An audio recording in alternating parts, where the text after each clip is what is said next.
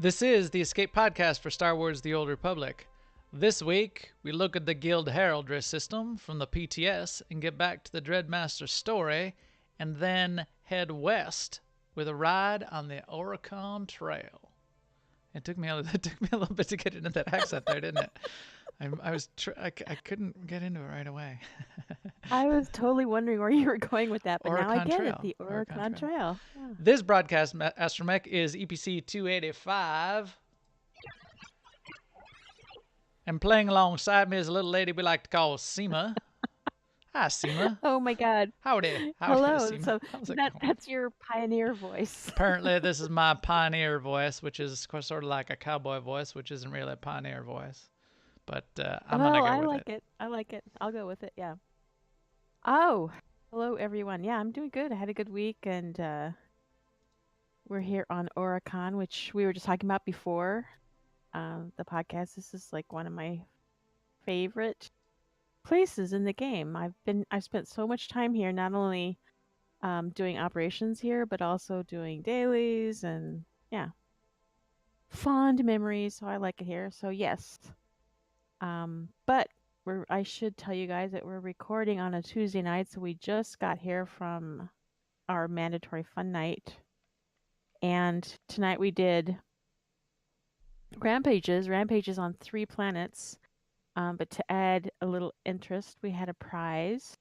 You know, like you get in a box of Cracker Jacks. So we told everyone, if you loot, whoever loots the most identity tags, which is a specific gray item, they got a prize. And at the end of the night,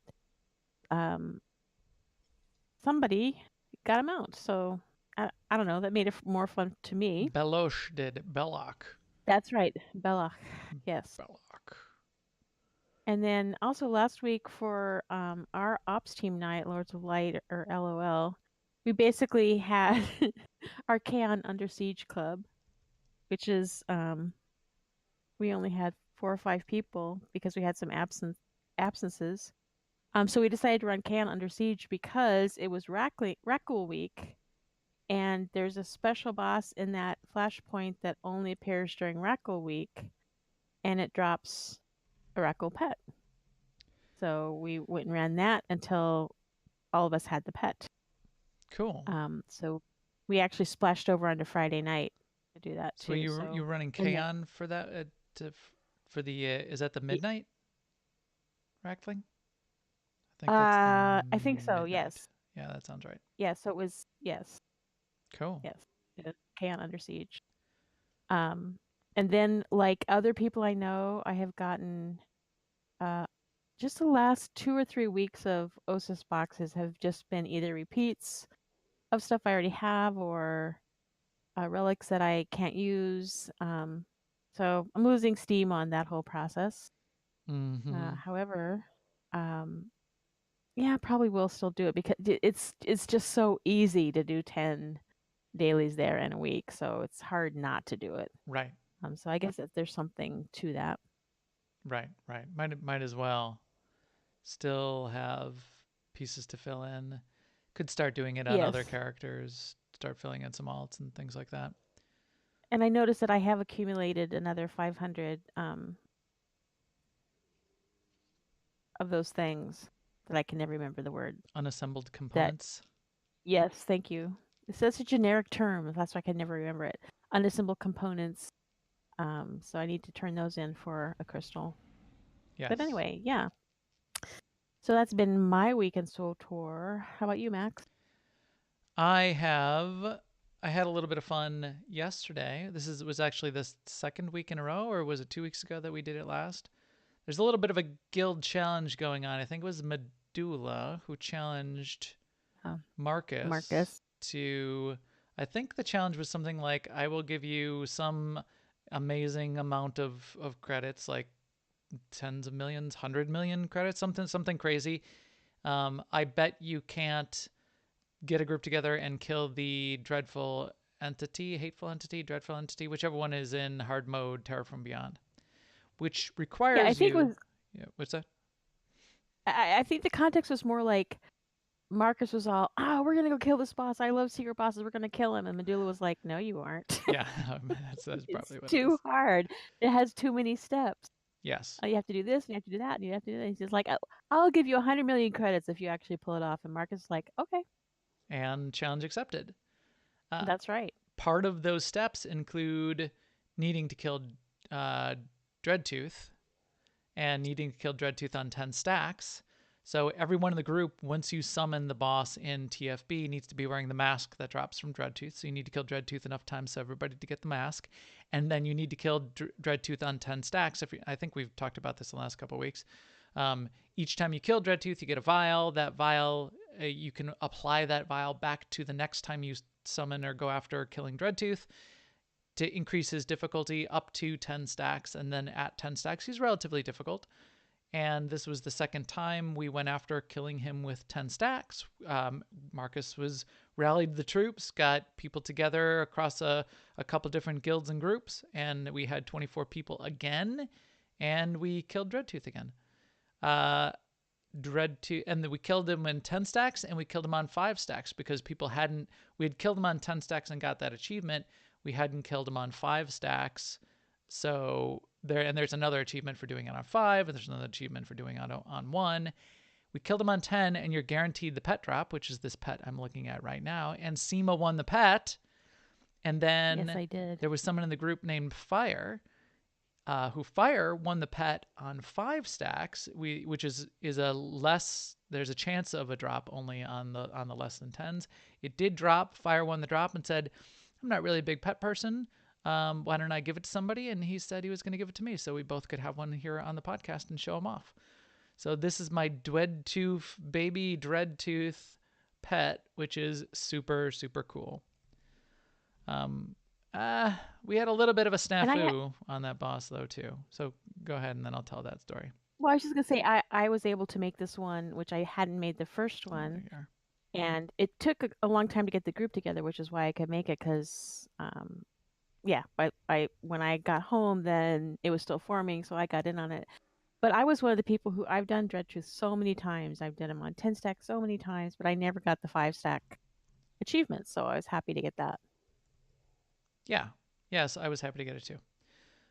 I think the little bit of a snafu was in order to fill up the group, Marcus called in a bunch of a bunch of team members. We called in some people from Bad Feelings podcast and that guild. We called in some people from um, one of the other raid teams that's out there that we run with. We called in some people like Galahard was there, who's one of a streamers. We called in Kogas, who's another SWTOR streamer, and Kogas was streaming at the time and called a couple people just to fill in a couple of the final slots from his chat room. Apparently somebody didn't get the word that on the 10 stacks, which is difficult to get because you're using up all 10 of your vials, the amulet drop goes. We were reserving it for Marcus because that's what's needed also to summon the boss in TFB. That's the only reason we were there. That's the only reason we got the group together. And one of these people either didn't get the memo or wasn't really keen on bothering to do it. Um, I owe you. What do I owe you? 10 million. Anyway, so this person looted it and rolled need. Everyone else passed except Marcus. So this person won against Marcus and decided they were going to keep the amulet, which was very disappointing to all of us. So between some people saying, please, please, please, and some people saying, hey, we'll give you millions of credits for it. And then a lot of people, I think, in the stream chat room saying, hey, you're a big jerk face jerk. This person got upset and logged off. So we did not Yeah, get I the just, amulet, but that's okay. I wish, how you look back over things and sometimes you just wish you'd handle them differently. For some reason, I became filled with this idea that, I wish I would have just said, look, I'll give you 20 million credits. Just Well, because yeah, you never know when somebody's line is. right. And well, I was trying to get them to counter. I didn't want to go to my limit, so I started at I know. I started I off at a realize million, that. and then I went to 5, then I went to 8, then I went to 10, and I would have gone more, but the person never even said, I would do it for, they never upbid me. I would have met. Right. I had 16 million credits on me at the time. I would have easily just given them all 16 million credits.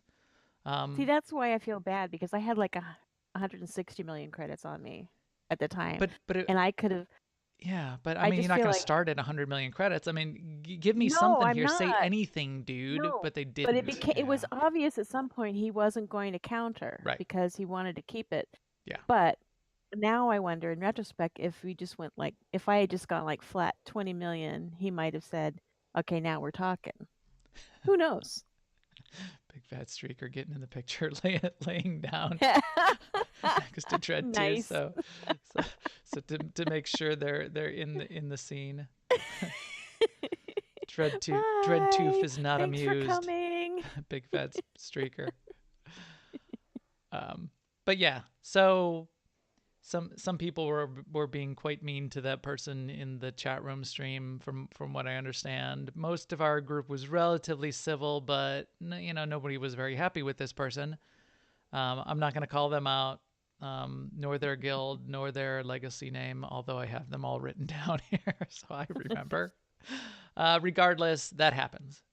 There are things we could have done. There is things like Master Looter.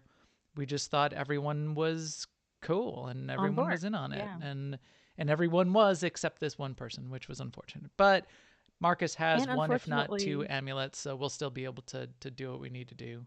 He just wanted some extra spares in case there's wipes and things like that. yes. Lesson learned. Lesson learned. What else can we learn lessons about? We can learn lessons about the news. Now, an Imperial News Network report. First up in the news, guess what's been added to the PTS? Guild heraldry. I still think of husbandry every time I say that. Guild heraldry has been added to the PTS. There's some discussions going on in the threads about what's good and what could use improvement around guild heraldry. I agree with most of it. It seems like a fine starting point for the system. And here I went on the PTS and I even played around with it a little bit and tried to create something relatively close to the AIE logo. In fact, I can even show it here on the stream if you've not seen our AIE logo. We have graphic designers in the guild for the last 10 years that have built versions of this. So here, let me just show it here on the left. That's our guild guild emblem of the sort of the current state, the evolution of our guild emblem. It's sort of the D&D die and the cube. The die has been cast. That's sort of what Alea Iacta Est means. So it's cool, but you can't, with what they have so far, you can't really get very close to that. So, but a lot of guild sort of systems. We did the same thing in ESO, for example, and can't really get very close. But we got some of the colors, got some, you see this art here, you could create it. And then you see it on your guild window page here on the left, whatever kind of banner you create. So you've got 2 colors on the logo, 2 colors on the banner background, then it creates it. It's okay. What I also don't get then, so sort of 2 points of improvement, I think, potentially for the system. More icons, more banners. The coloring I think is just fine. If they wanted to add like a 3rd color, that might be interesting. But the coloring, it gives you a color wheel, so you have full spectrum of all the 65,000 colors or whatever. But then I also don't know where this thing is going to show up. All of they have said so far is it's going to show up, I wrote it down somewhere. All they said so far is going to show up on the guild window. So like right here, when you hit G, apparently it's going to show up on the side. It'll show up in the conquest page in the rankings, I guess, if you're in the top 10. Okay, so it's not going to show up or not be very interesting there. And more. That's all they've said. So I don't know if they'll be able to create situations where you could apply it to your armor, or like a guild tabard type of thing, or banners that you might be able to put somewhere, or decos you might be able to put in your guild strongholds. They haven't announced any of that. Maybe all of that is coming. Unless they have some of that right now, it's just not very interesting. For it just, this is basically the only place you'll see it. It's sort of, over here, squeezed over on the side when you hit G to see your guild roster. Meh, that's not really all that great. But they're still working on it, so we'll give them that. I mean, hopefully, well, no. Maybe it'll be available on like decos, like banners that you could put on the wall or something. That's what I would think that they would want to do with something like this. Have those kind of banners. You can get banner decorations from like Mandalorian banners to hang in strongholds. You Hmm. can drop banners on the ground. In fact, I think I have the Alliance and not Alliance Republic. Did I just say Alliance? The Alliance and Horde Well, I banners, mean, like you that, can be. like that thing. There is an alliance in SWTOR, by the way, so True, the Alliance, right? that makes it, yeah, the alliance, right? But So those, it does get confusing. so if you could pop up one of those with your guild emblem on it and just drop it wherever you are and sort of show as a like a rally point on a planet or something for your Hmm. guild, that would make sense. I bet they'll do that. I don't know why they would bother to create the system unless they were going to do that, but it's just not in now, so you can only speculate. Right. And now that they're redoing how they put together those types of objects, that might allow for something like that. Yes, exactly. What else? Also, on the PTS, which we've talked about before, the preview window is there. People have been playing with that and providing a lot of feedback. One item of feedback was some confusion over the play button, which is one of the functions on the window, which Eric posted a clarification on that. So, for instance, if you're previewing a mount and you hit the play button, then it will show the flourish or the mount moving.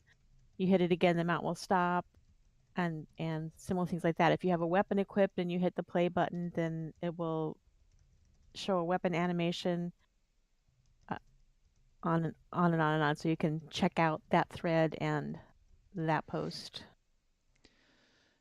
Excellent. Yeah, that we played around with it. We showed a little bit of it on the PTS and played a little bit with that play button. So they did clarify that a little bit. Seema, you had a good point in pre-show that there is multiple functions for that play button, and it's not really clear what it's doing. Like if there's a flourish on the mount, it shows the flourish. If it's not, then it shows the mount in motion. Does it do both if there's a flourish and it's a Like if you're yeah, I don't if your know. speeder has a flourish, does that mean you can't see it in motion? They also said that one of the fixes they're putting in is they're going to put a tooltip over, or they have put a tooltip over that play button. So like if you're previewing a toy and you mouse over the play button, then it will show what the play button does. So that'll help clarify. Yes, exactly. Also, in the dev tracker, if you check, Mike B is still having discussions and keeping an eye on the PvP discussions and feedback that's going on. I guess there was some of the hardcore PvP crew that do a couple various podcasts. A few of them came together and did a joint galactic podcaster unified talk around PvP feedback for ranked PvP and things like that.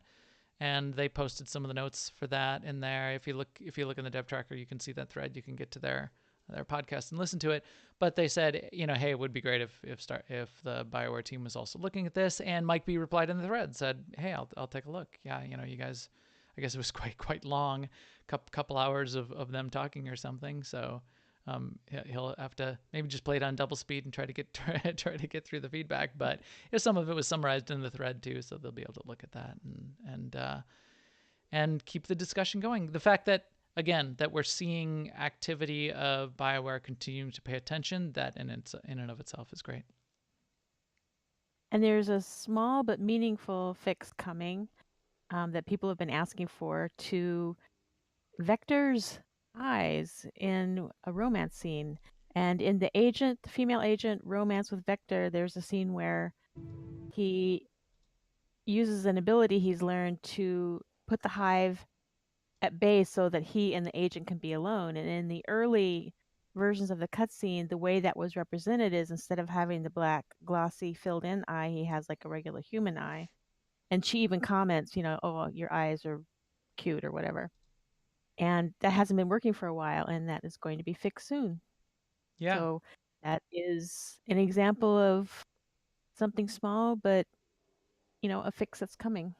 So here he I is mean, with the black eyes, and then yeah, small in that it's a small amount of time. It's very big to to the people who care about it, which I respect. yeah, it was an interesting bug that probably a lot of people didn't even know about, because you had to have I did. played what you had have played a female character and had romanced Vector in recent history. I mean, this has probably been a bug for a couple years, but it wasn't at launch. So in recent history, and have watched this cutscene closely enough so that you realize that his eyes did not change back to human eyes when they should have in this few seconds of cutscene as it goes by. And Or you would have to play it, and when she says, "Oh, your eyes look beautiful," you might think, "What's she talking about?" and then go looking. what you talking about, Sith? Yeah, Willis? see, there he is with his human eyes. His hive eyes have gone away. Um, Yeah. and then you have to have this be important enough that this is the thing when they do the live stream that you're typing in the in the chat window over on the side, which apparently some of these Yeah. people have, and they talk about it in that thread. They say, yeah, when they do the streams, I type in the chat window and they don't respond. Okay, well, everybody's got their one little thing, so that's difficult for Eric Musco to respond to all of these things. They probably had no idea what you were talking about, for one.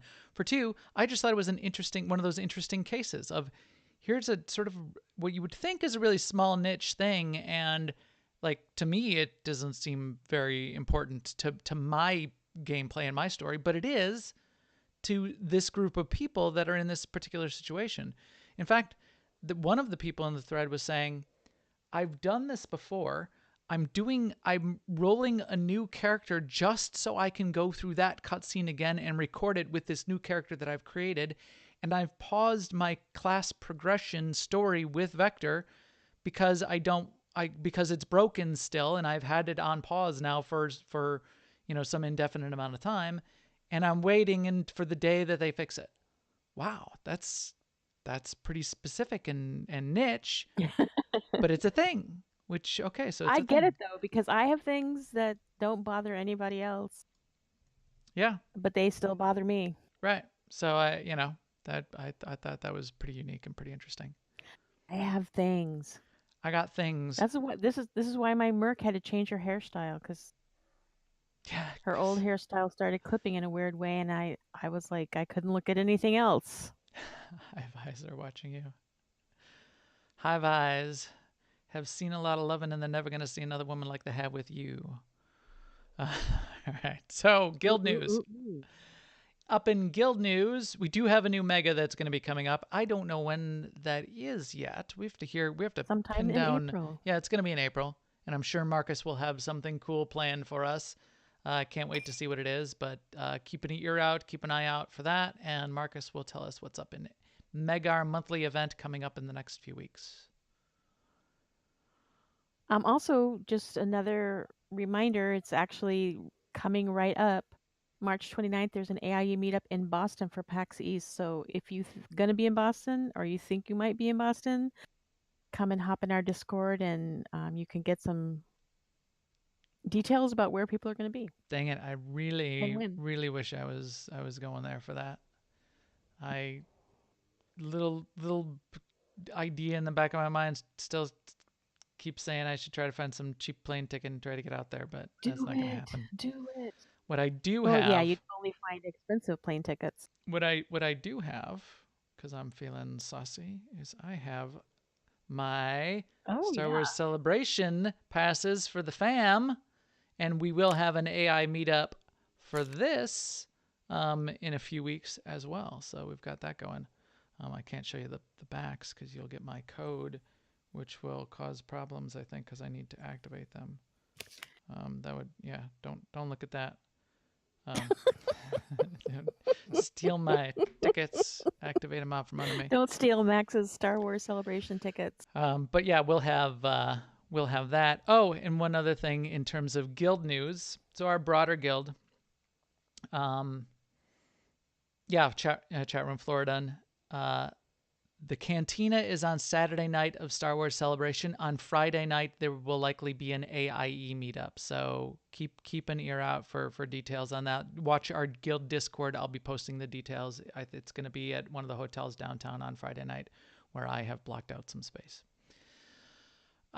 In the greater AIE guild, our guild was originally launched in World of Warcraft over 10 years ago. It was when it was originally launched, and for the last 10, 12 years, it has been a Horde-only guild.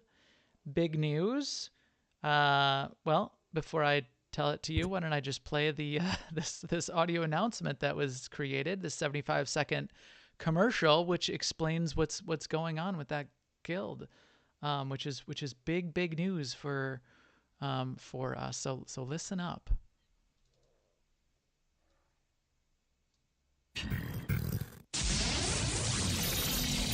AIE News Bulletin.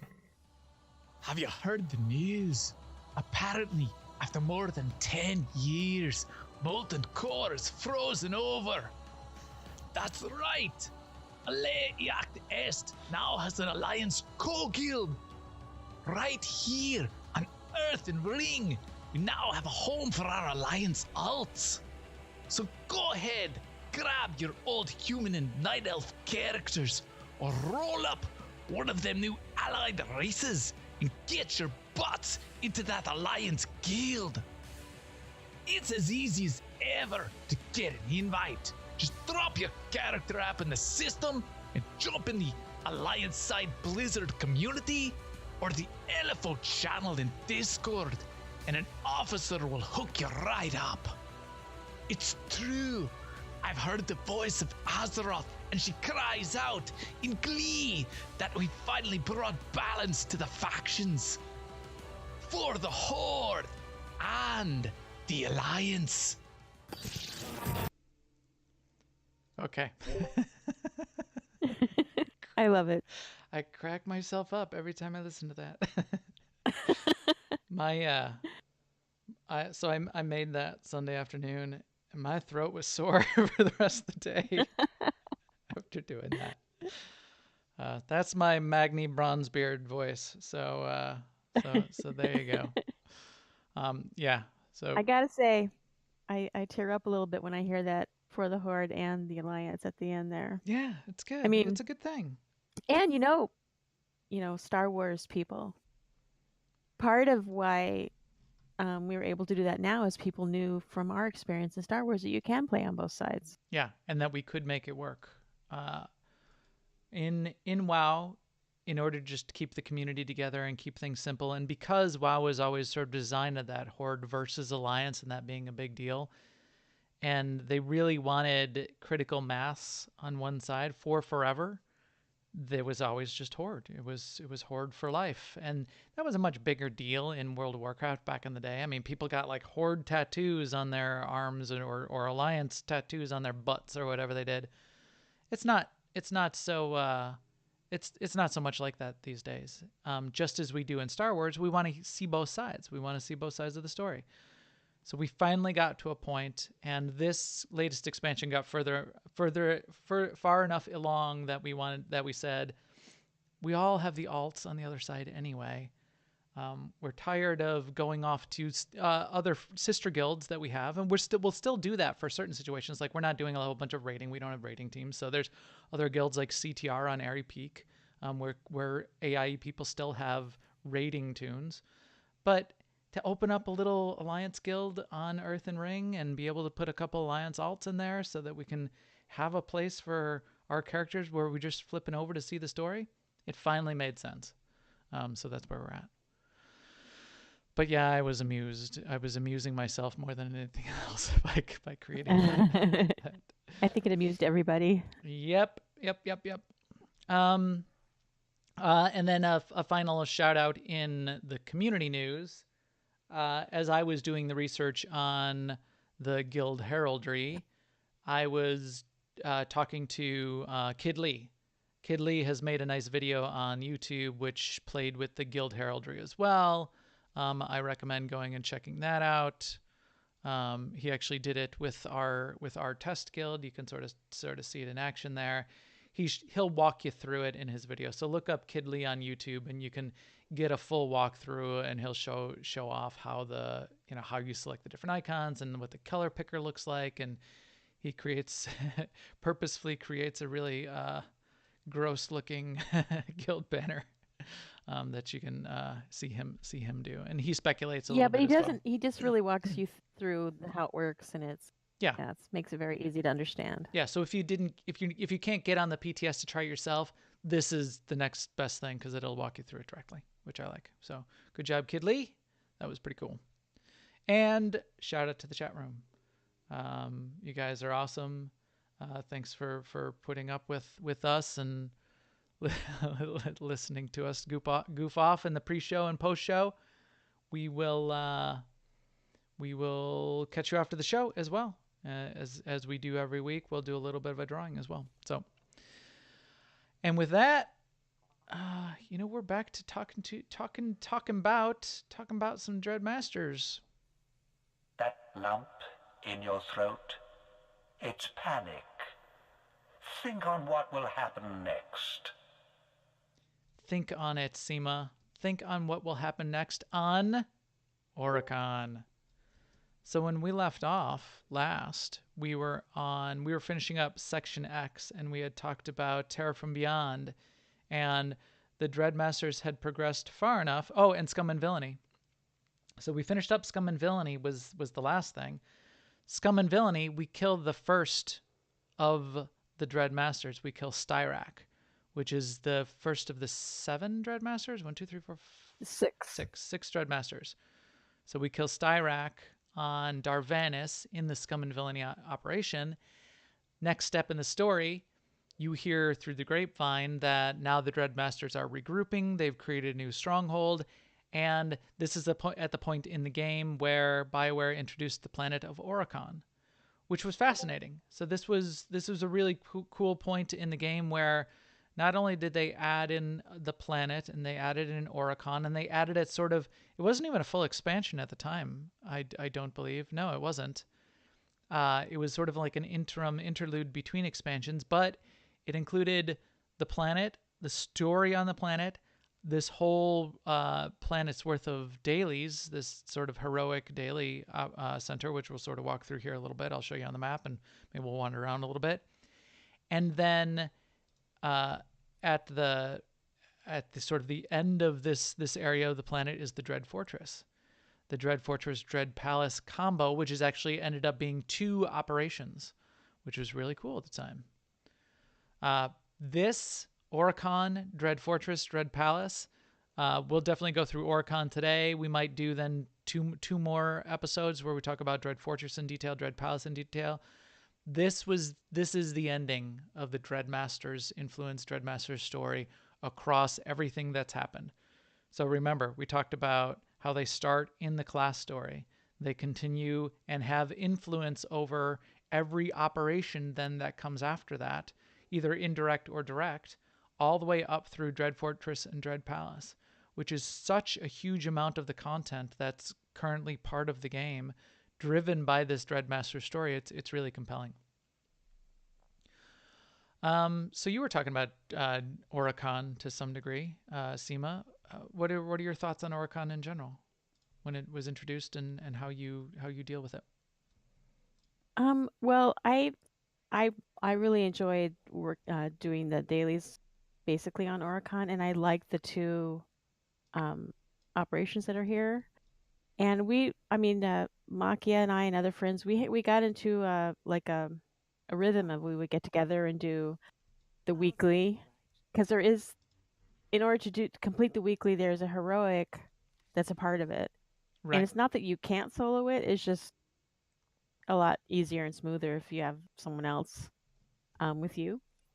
Yeah, so we should come here and do that, and do it on 1 or 2 characters. Plus, it was a pretty good way of getting credits. Right. And then there was also a rep grind, which of course doesn't last that long. But there is a rep grind, and then there was gear What can I get for you? that you could buy, and Yeah, I like Um, this gear. I liked I always I liked the liked gear. the amount of mobs that are here because even when the area was new and there were a lot of people, it was enough mobs to go around, and it's enough mobs, or the density of mobs to me is the right amount for keeping it interesting. Right. Like you rarely have to go waiting for them to spawn, but they're not so many that they overwhelm you whenever you try to go anywhere. No, but they are significant. So when it was first introduced, especially, it's the mobs are definitely not trivial. You know, they stun Yeah. you. They, you know, there's always a strong or an elite that's in every group, and Yeah, and um, if you don't have the flight point to the op, there's, you can get killed if you just try to run willy-nilly across the zone right, to get there. right. I do quite often on characters when I need a legacy set of gear. This is often it's either usually this or either the blue or white Gree sets that I use as my default legacy set of gear on a character or a class to fill it with mods. I always use a legacy bound gear so that I could pass it back and forth between mirror classes from side to side, faction to faction if I need to. This is a great one. I don't I don't use this one. This is the Hallowed Gothic. I typically use this one, which is the Dread Host, and it's sort of like an armory set. And it looks pretty cool, even just on its own. I never liked the chest piece because it had the loincloth. I never, but the all the other armor Yeah. pieces I kind of like. Why they got to put the loincloth on there? The It's to and protect your bit. bits you get, yeah, no, see, so I'll usually use a different chest piece, but the armor on the legs and hands and the boots are pretty good if you ever want to use those, and mix and match them with other things. The coloring, you know, the default coloring is this yellow and, yeah, yellow and gray, yellow and black, black and yellow. uh that's the B movie colors. Which is cool, but it also colors itself really well and matches really well to whatever color scheme you're trying to go for. So there's that. There's some pets and mounts that are on these legacy vendors. Why do I not own one of these? What do I gotta pay for it? Oh, a universal prefab. What is this? Sith mantelpiece. Oh, kind of creepy looking. Looks like the Green Goblin. Um, so deco off of this as well. Come back anytime. And then if you do both the operations, there's an intro quest that takes you both through the Dread Fortress and Dread Palace, and that will get you a mount, which is a variation on this Strike Force Tauntaun, which is sitting right here. Let's see, that's the medical Oh yeah, service. I forgot about that. That was a big deal at the time for me. Yeah, it was. And everybody wanted, had to make sure they got the quest, and then you have to turn it in between before you go into the palace, and then when you get out of the palace, then you get your new Tauntaun mount, and it was cool. But yeah, I like the dailies. So when you first go through, when you get to here, you can't do the dailies until you've done the story, and the story is relatively good. So this is, again, getting to why this matters and why the Dreadmasters, what they're doing here and how they're influencing the planet. So the idea is that we've landed here. I keep saying alliance. The Republic and the Imperial landed here at the time. There was no alliance at the time. There was no Odessan alliance. The Republic and the Imperials landed here. The Dreadmasters are using their mind influence, their fear power, to basically corrupt everyone's mind and sort of take them over and make them into more of their minions. What did we call their was it the Dread Horde? Dread Host. Dread Host. So as you get here, some of the soldiers you encounter have been converted to Dread Hosts. So here you're looking at these mobs out here. Dread Host Soldier, Dread Host Soldier. So these are either Republic or Imperial soldiers that have come down to the planet that have been sort of taken over by that Fear Force, and are sort of co-opted by the Dreadmasters to become part of their army. So when you talk to the lieutenant that's over here on the planet, they're sort of trying to fight it a little bit. They're asking for your help, and you need to basically battle through different areas of Oricon. There's basically a handful of areas that you're sort of fighting through, 3 major areas that are wiping out elements of this corruption. And in the center, there's one of the the bigger Dread Host lieutenants that you need to fight and kill. And then there's a few Dread Host lieutenants back in this heroic area in the back. There's a corrupted beast on one side and another sort of corrupted, like a corrupted, two kinds of corrupted monsters that you're fighting through and battling. You finish that whole story, and then you can go back and basically do pieces of that story again as the dailies. I like it. I like it all. I like the dailies. I like the model of the planet. It's this big lava planet. Like look out here. Have you ever? There is a way, this big ship that sort of crash landed in the lava out here. There's a way to climb up on that ship. I've done that before. And you can go out there and just sort of be looking off into this big lake of lava surrounding this whole I don't island. believe you. I don't believe you. It's this big one in the middle. That's Ron Burgundy. I don't believe you. Because I know what happens when you jump into lava. You don't. I'm not saying you jump in the lava. Although you get a. But there's like 10 miles of lava between here and that ship. You'll get an achievement if you jump in the lava, Seema. Did you know that? Why don't you try it? There's a codex down there. That's what they all say. I'll say go try to get the codex. So I found, this is I probably won't be able to do it on the podcast, but one day I found a way up all the way through this area, a way to get up onto that ship. And that was, that was years ago. We used to do this thing, and I think it was even part of the podcast. We used to send out a screenshot and say, if you can duplicate this screenshot, you win a prize. Yes.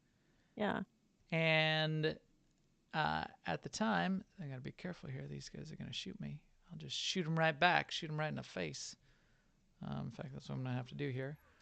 Not when they do little knockbacks and they pull you and They stun you, which is your favorite thing. yes, it is. As you know, that makes me angry. But what's my secret? I'm always angry. But yeah, we used to take pictures and screenshots of ourselves. Hey, who's that? Who's just drove by me? Somebody trying to get up there ahead of me? Looks like they are. Oh, did I? Oh, is that you in that Right. chair? I don't know. I've tried to invite you to group like 6 times now. You just Really? ignore me. I've not seen it pop up. Are you sure? My name is Max. Nice to meet you. Are you inviting the right person? Well, I was doing it from the guild, panel. Guild So panel? yes, I think so. Okay, probably, maybe. I don't believe you.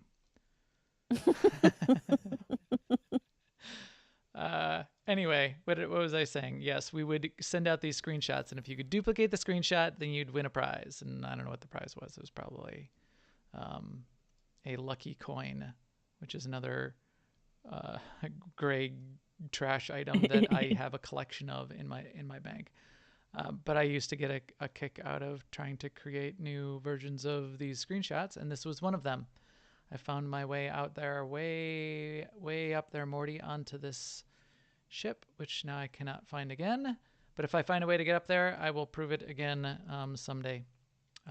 I shall prove it again. A second time. But yeah, so I like that. I like the setting. I like the color scheme. It's definitely a dreadful-ish type planets. There's all these crashed ships around because, again, the Dread Masters, when they get their mojo working, they can crash fleets of ships and wreak havoc. But then on the north side, when you go out there, there's a bunch of these creeping vine things that are sort of being controlled by a monster in the cave that you need to sort of fight through. That's one monster effect. And on the other side, there's dread engines where they're trying to continue to terraform the planet, and you've got to destroy those dread engines. And then there's another sort of monster beast that you need to conquer. That's part of that. And then the tower in the middle is sort of the main feature of the whole planet, or the second most interesting feature of the planet, I should say, because the Dread Fortress and Dread Palace is the most interesting. So you need to go all the way up to the top of the fortress in the middle. You go into the watchtower, and then there's an instance at the top of the watchtower where you get to fight another one of the Dread Lieutenants and loot a data crown. That's part of the story. But here, let's go to the entrance to the Dread Fortress and Dread Palace and show that off as well. Chat room asks a good question. Why is D Doctor asks a good question? I just messed up my chat window here. Dang it. Hold on. Messed that all up. Is it fixed? Yes. Who would win Vitiate versus the Dread Masters? Well, I think it would be Vitiate, because the Dread Masters were servants to Vitiate, basically. They were servants to the Emperor, and they were the Emperor's lieutenants for much of the time period where the Emperor was still active in the Empire side. So I guess he's a pretty big deal. I'm a pretty big deal, says the Emperor. That's also a Ron Burgundy line.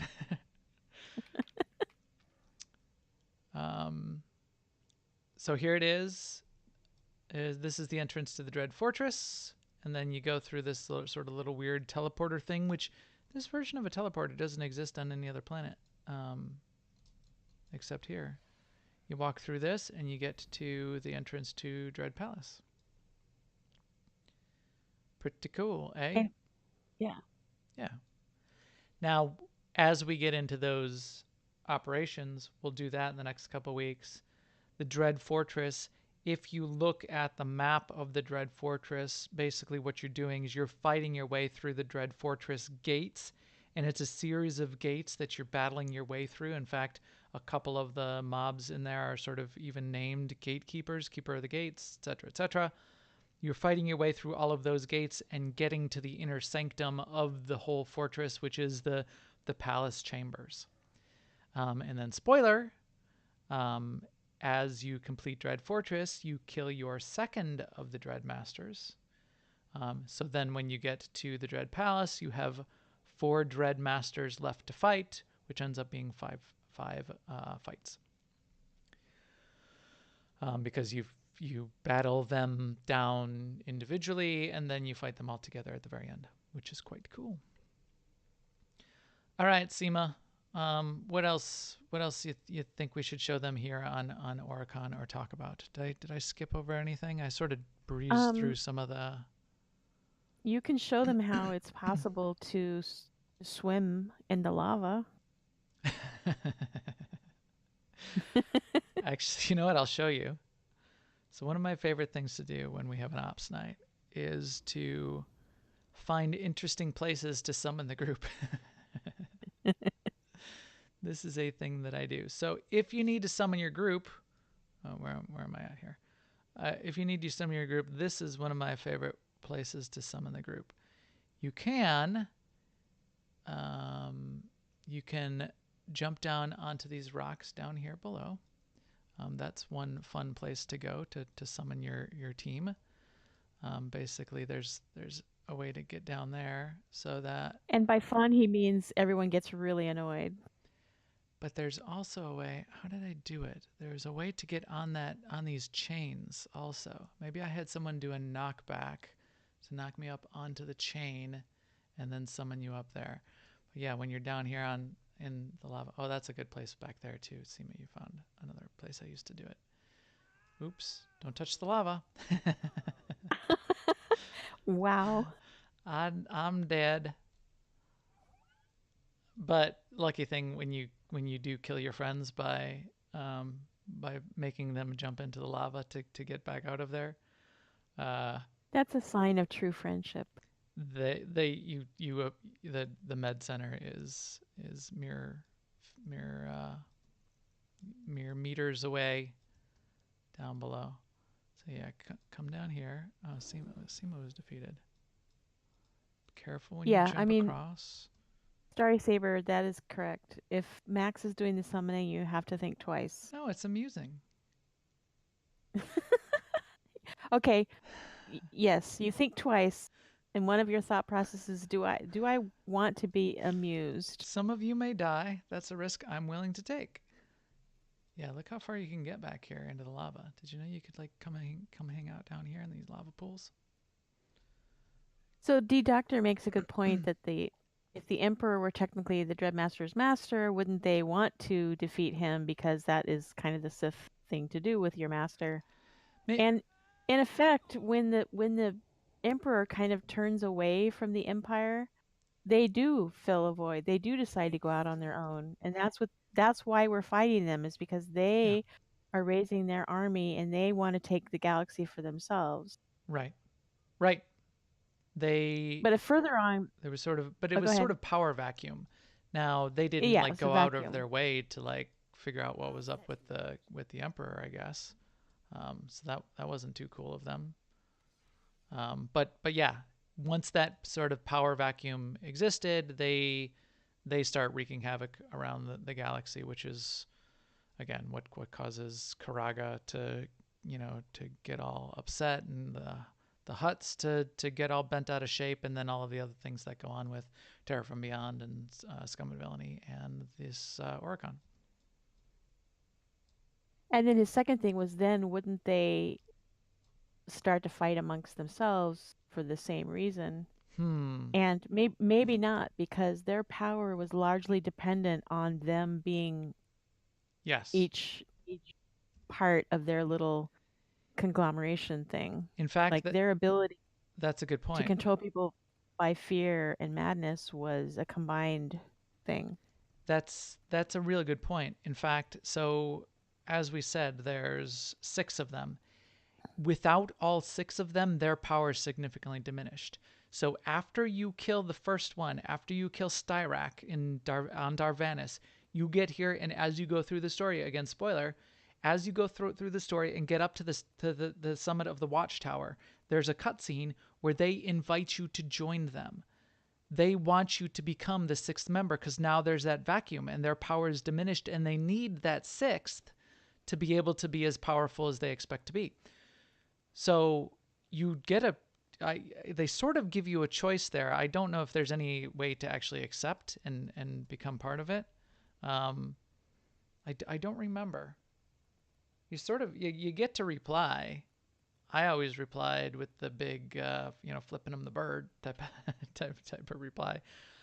So if somebody could remind me if there is sort of a way to accept, but it doesn't work out, or no, there's no way to accept. I mean, obviously you need to fight them because that's the whole impetus to come here and to do Dread Fortress, Dread Palace. But that's why they try to recruit you. Yes, Brian in Hawaii. And also you can see where I am right now. This is my other favorite place to summon people. You come right up here, and you also got to get your biggest, most obnoxious mount and mount up when you're up here, and you spin it around while you're waiting for the operation to... This is how I amuse myself. And this is why there's a cooldown on summons. Yeah. With a knockback, so you duel someone and they knock you back. That's how you can get up on that chain up there, and that's a fun way fun place to summon people then too. If you ever want to find really interesting places to get in the game where you're not supposed to be, that's a good trick. Spinning is a good trick, for one. For two, dueling and then using a knockback to get to some of those places is a pretty cool way to do it too. Okay, so as I said, next we will talk about Dread Fortress and Dread Palace in detail. In fact, we have had offers. Marcus was going to try to even get a group together. Maybe we'll take him up on that to run it and be able to show some clips of what goes on in Dread Fortress and Dread Palace. We have run it ourselves many, many times. It's some of my favorite operations in the game. So we'll get to that next week. Any other final closing comments on the awesomeness that is Oricon, Seema? Oh, I think I'm gonna do Oricon Weekly Quest this week, just for old time's sake and for Conquest. Yes, sounds good. I will do that too. And if you're looking for a good guide on what you need to do, I saw that there's one on Dolphy, an older one, and Volk's got a good one. I saw that he put together on his website, Volk.com, that walks you through the sort of the way to go about getting all the dailies done really quickly, which is awesome. All right, I think with that, we can wrap it up for the week. We can say goodbye to EPC 285. Wow, that's a lot of droids we've knocked out of airlock, Seema. Yes, There's only it's a about lot of words. 29 more, and we're going to be at 300 of them. That's right. So please keep up with us on Twitter at Max the Gray and at AIESEMA. And if you know any cool people that should be playing with us, either here or, as you heard, in the Alliance side and World of Warcraft or any of the other places we play, tell them to come check out our guild, aie-guild.org. Specifically for Star Wars, you can find us on Starforge. You can find our guild Discord on aie-guild.org. Jump in our Star Wars channels and say, hey, we'd like an invite. That's what we're going for. We're looking for new people to come play with us all the time. We'd love to have you. And we will talk to you soon. Later, everyone.